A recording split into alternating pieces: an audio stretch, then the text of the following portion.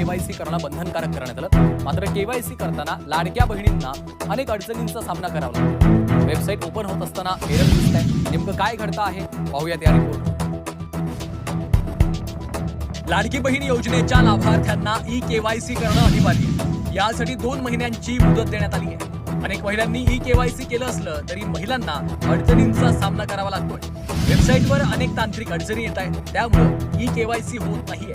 यामुळेच सतत असताना माहिती दिली की आम्ही कोणाचेही पैसे त्यांच्या खात्यातून परत घेतलेले नाहीयेत, कोणाचेही पैसे परत घेण्याच्या संदर्भातली चर्चाही नाहीये।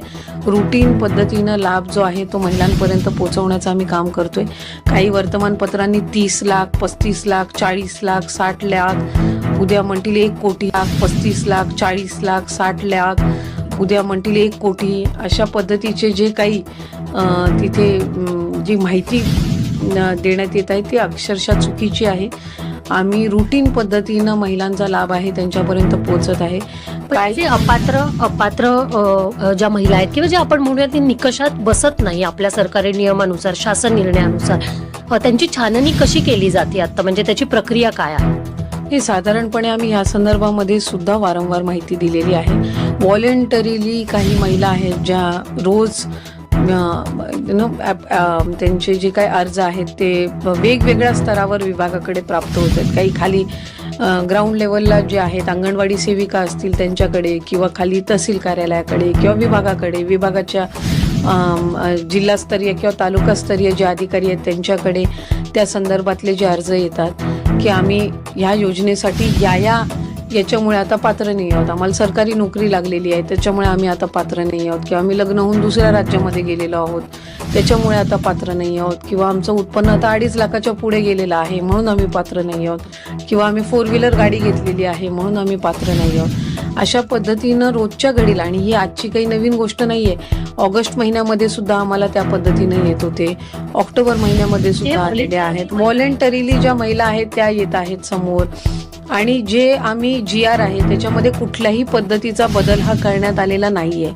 आणि बदल एकतर जे काही निकष आहेत हे जे जुलै महिन्यामध्ये जो आम्ही GR काढला होता, ऑगस्ट महिन्यामध्ये जे आम्ही त्या ठिकाणी सर्क्युलर किंवा शासन निर्णय जो निर्गमित केला होता त्यानुसारच आम्ही जी संपूर्ण पडताळणी आहे किंवा जी काही जे व्हॉलेंटरीली पुढे येत आहेत त्या संदर्भातली पण कारवाई सुरू आहे। आम्ही वित्त नियोजन विभागाकडे जे व्हॉलेंटरीली त्यांचे समोर आलेले आहेत आणि जे म्हणतायत की आम्ही आता पात्र लाभार्थी नाही आहोत किंवा आम्ही चुकीच्या, ही आकडेवारी रोज बदलत आहे। म्हणजे कधी 5 अर्ज येतात दिवसाला, कधी 10 येतात, ही काही हजारांमध्ये आहे, म्हणजे 2-5 हजाराच्या वरती नाही आहे। आणि त्या पद्धतीने हे अर्ज येतात त्याचे पण अजून रिफंड चालू केलेलं नाहीये, अजून कोणाचाही 1ही रुपया कधी खात्यातून घेतलेला नाहीये विभागाने।